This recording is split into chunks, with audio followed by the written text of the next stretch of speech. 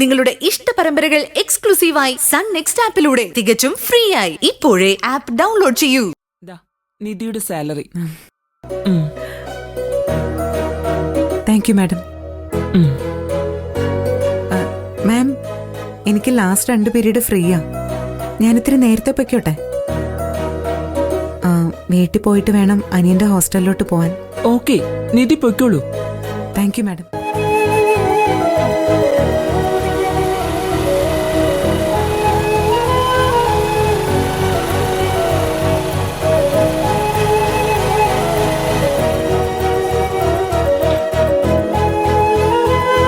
അമ്മേ.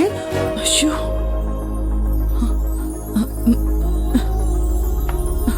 ആഹാ, ഞാൻ ഇറങ്ങിയതും പിന്നെയും ജോലി തുടങ്ങിയോ? ഉച്ചവരെ എല്ലാവർക്കും കഴിക്കാനുള്ളത് ഉണ്ടാക്കി വെച്ചിട്ടല്ലേ ഞാൻ പോയത്.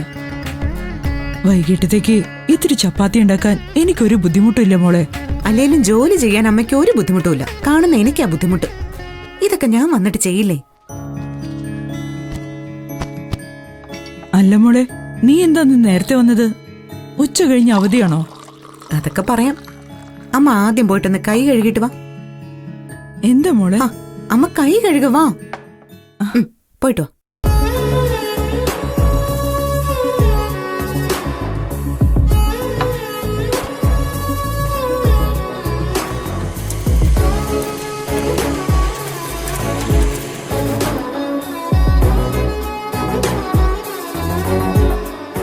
അമ്മ,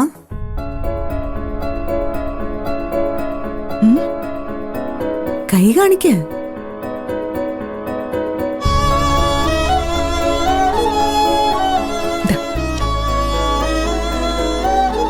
ഇത് എന്റെ ഈ മാസത്തെ ശമ്പളോ? അല്ല മോളെ, ഇതെന്തിനു നീ എന്റെ കയ്യിൽ തന്നത്? രേണുവിക്ക് എന്നെ കൊടുത്തേക്ക്. ഞാൻ ജോലി ചെയ്ത ശമ്പളം കുറച്ചു നേരം എന്റെ അമ്മയുടെ കയ്യിൽ തന്നെ ഇരിക്കട്ടെ. അത് കാണുന്ന എനിക്കൊരു സന്തോഷല്ലേ?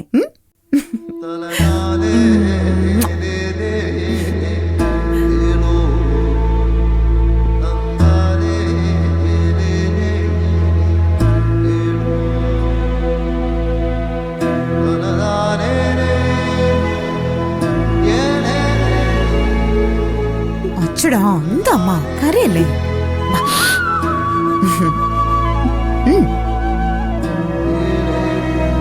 പിന്നെ ഈ കാശ് അമ്മായിക്ക് കൊടുക്കാനുള്ളതല്ല. പിന്നെ നിഖിലിന്റെ ഹോസ്റ്റൽ ഫീസ് കൊടുക്കാനുള്ള പണം അമ്മായി എങ്ങും കൊണ്ടുപോയില്ലേ? ഇനി ഈ കാശ് വേണം ഹോസ്റ്റലിൽ കെട്ടാൻ.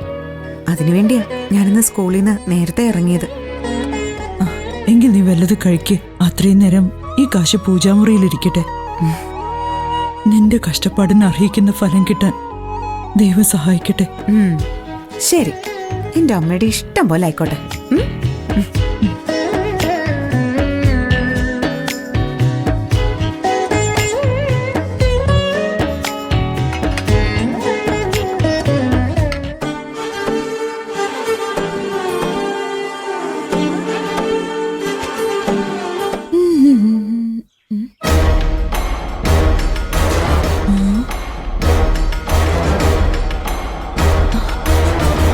ഈശ്വര, നിധിയുടെ കഷ്ടപ്പാടിന് അർഹിക്കുന്ന പ്രതിഫലം നൽകണേ. അവളെ കാത്തുരക്ഷിക്കണേ.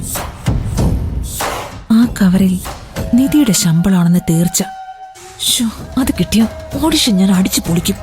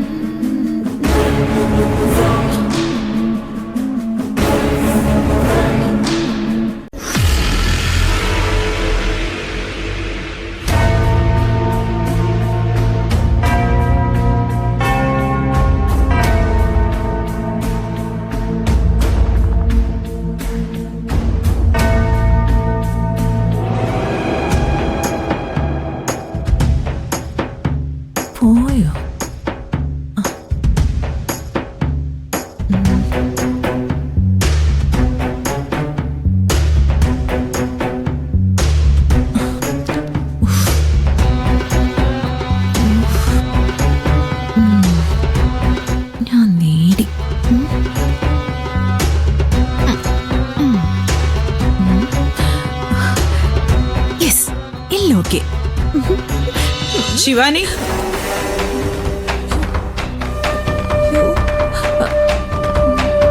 ഇത് ശരിയാണെന്ന് നിനക്ക് തോന്നുന്നുണ്ടോ?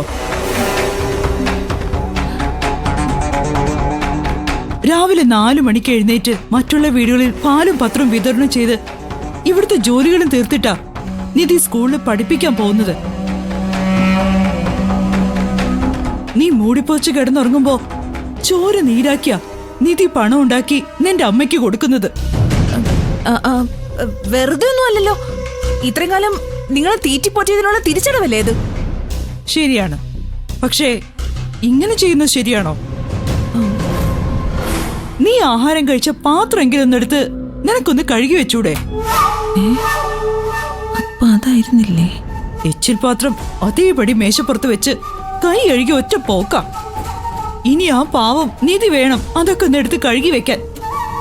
ഇതൊക്കെ ശരിയാണെന്ന് നിനക്ക് തോന്നുന്നുണ്ടോ? പറ ശിവാനി.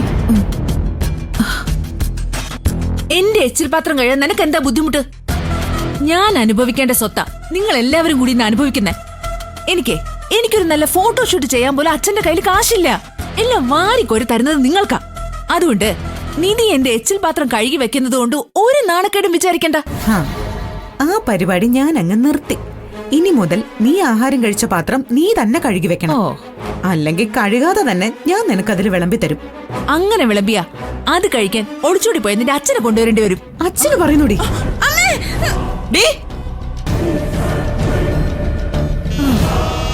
ഇവള് വിളിച്ചതിൽ എന്താ തെറ്റ്?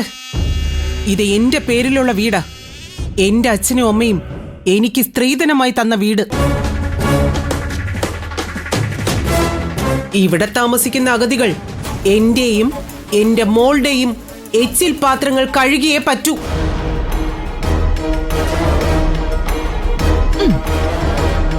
ഇവിടെ നിന്ന് എന്റെ മോളെ ചട്ടം പഠിപ്പിക്കുന്നത് കേട്ടാ തോന്നും ഇത് നിന്റെ അച്ഛൻ സമ്പാദിച്ച വീടാണെന്ന്. അതേ അവളും പറഞ്ഞോളൂ. നിനക്കിന്ന് ശമ്പളം കിട്ടിയില്ലേ? ആ കാശ് എവിടെ? അയ്യോ ഈശ്വര.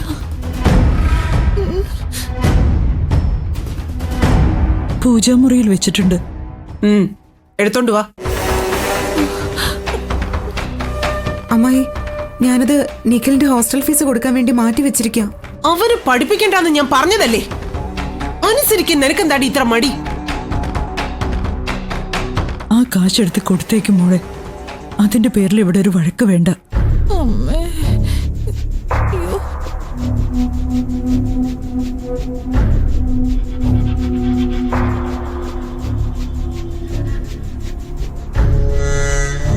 ആ പണം മിസ്സായെന്ന് ഇവരെല്ലാം ഇപ്പൊ അറിയും. ഇനി ഞാൻ എന്ത് ചെയ്യും? ഈശ്വര.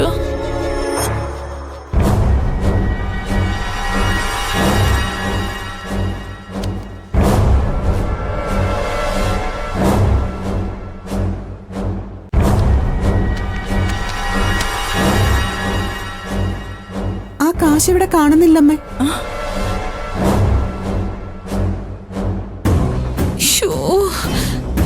ഞാൻ എവിടൊക്കെ നോക്കി കാണുന്നില്ല. ഞാൻ വിളക്കിന് മുന്നിൽ വെച്ചതാണല്ലോ. കാണുന്നില്ല.